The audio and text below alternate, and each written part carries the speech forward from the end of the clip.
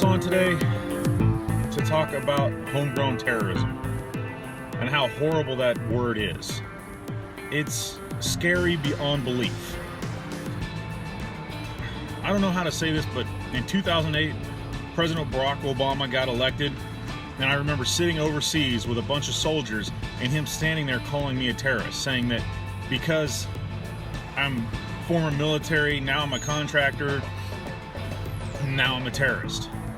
I don't know where that came from, and I don't know about you, but that's fighting words for me.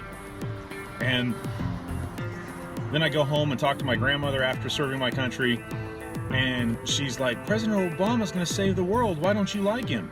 I don't know, he called me a terrorist, and then he called me a tax cheat on top of that because I was a contractor.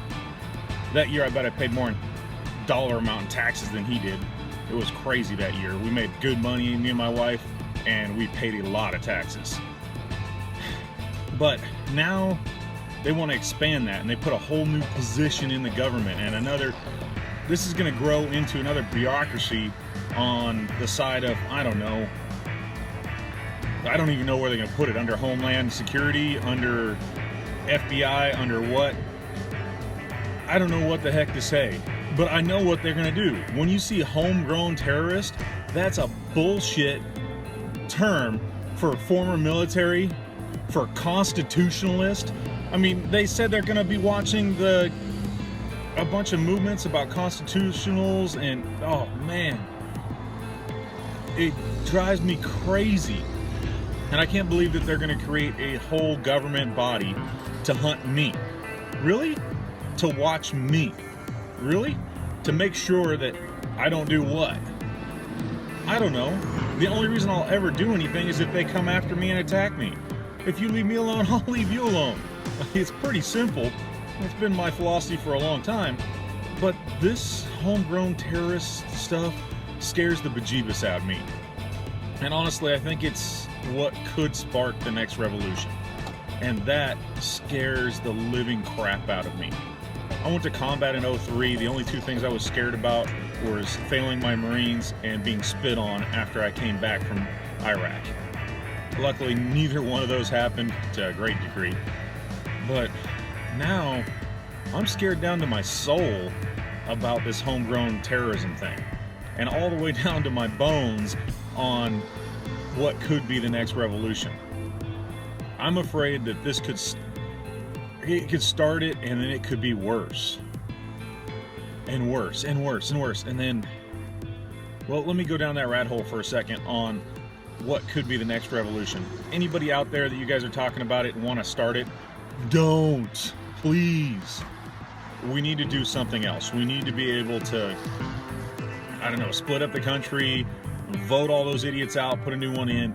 If it starts to be a shooting war and it goes violent, I am scared out of my mind about what will happen. There's a lot of guys out there that are coming back from Iraq, Afghanistan, that are very, very good at their trade. And you know, the old, my business is killing and business is good. Well, these guys learn how to fight insurgents. They learn how to find them. They learn how to find IEDs. Well, I got news for you. I was trained on that stuff too. And when I found them, I had to know what to do with them. So I got taught how they work. I got taught how EFPs work to the point where I could build one. I got taught how to find this stuff. I got taught how to hunt insurgents. I got taught how to defend bases. Hell, when I was getting out, I was the one teaching other people how to do this stuff. And I was teaching the next generation how to defend bases and stuff. These are the guys that are out here that could use that knowledge against the U.S. citizens and against here in the United States. And I said U.S. citizens, that's getting ahead of me, because I'm going to tell you the honest truth here. Most of us are soldiers. We're honorable men. And we will not go after civilians unless the other side goes after our family. That's the rub. That's the niche.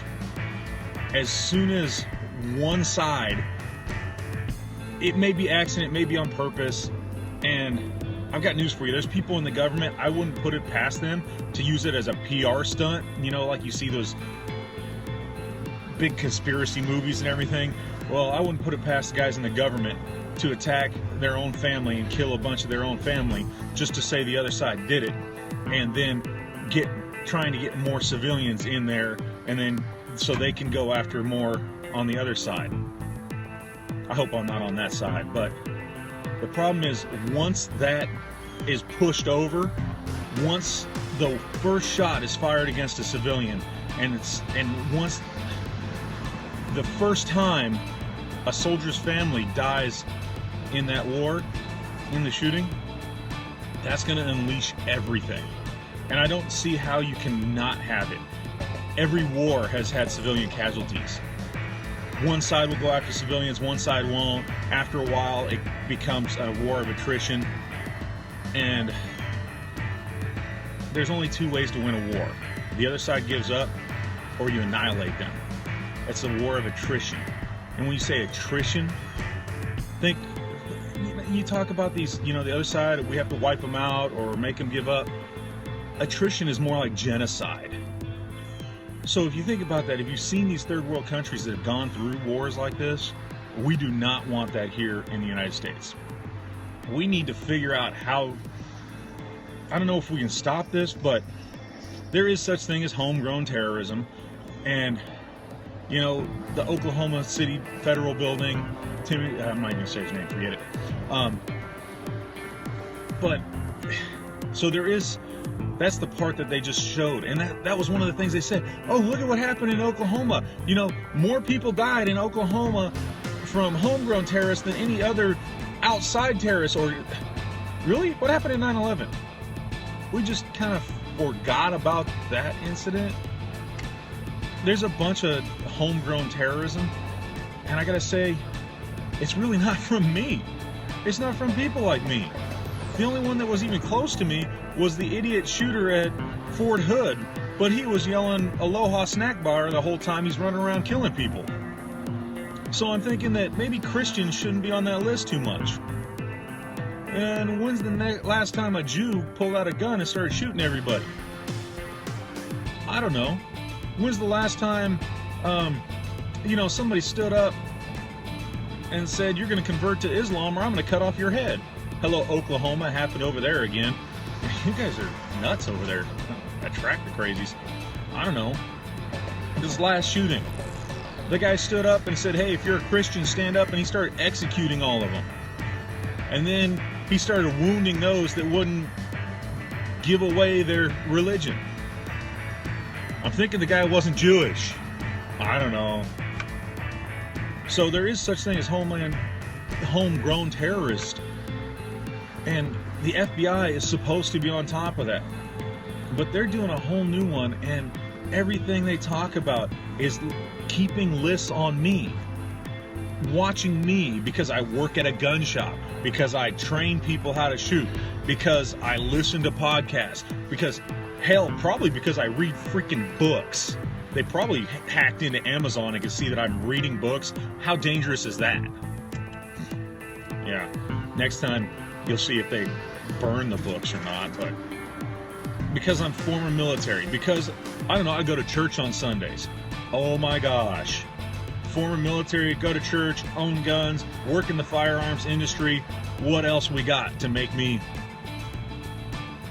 a terrorist, a homegrown terrorist? So they're going to spend all their energy watching me instead of actually watching, all those people they're letting into the country. I don't know, can you say the Boston Marathon bombers? Oh, we let them in the country. Homeland Security is supposed to be watching those people. They did a real good job. I watched them blow up a marathon. That worked out real well, huh? No. It is absolutely crazy what our government wants to do. And I really want everybody listening to get in there and think about what these words mean. Think about how they're defining things. They are mudding up the language so bad that they really don't say what they mean or mean what they say. Homegrown terrorists, they're thinking about people that may be able to stop them from doing something. That's what their definition of homegrown terrorist is. If somebody would stand up and say, no, the Constitution doesn't say that, we're not doing that. You need to stay with the Constitution. Remember you took that oath thing?